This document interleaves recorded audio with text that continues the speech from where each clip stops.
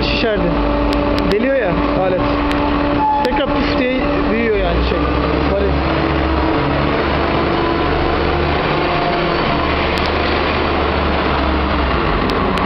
Geliyor mu yukarı? Gelmeyi bir noktada. Yapma ne yapıyorsun? Ne yapıyor abi?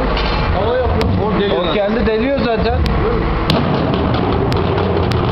İki yerden mi deliyor? Koçun altında şeyler var mı? 3 yani. Üç yerden mi deliyor? He. Mühimmat Bey çalıştır.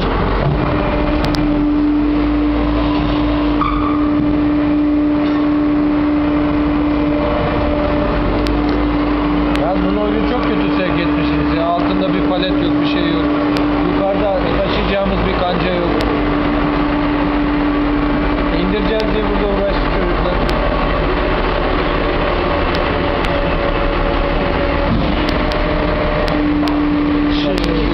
O delmedi mi? Ha, bir daha ezeriz. Bir daha ezeriz. Yok stop. Stop. Allah Allah. Bir şey içinde var. Ha, toz.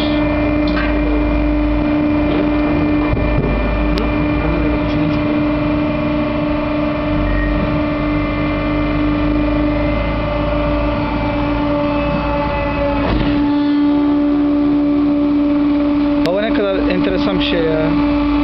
Tekrar şişiriveriyor. Demek ki o delicileri koymasak olacak. Tabii. Zaten onu yapmazsan ya tekrar şişecek ya basınçla patlatacak.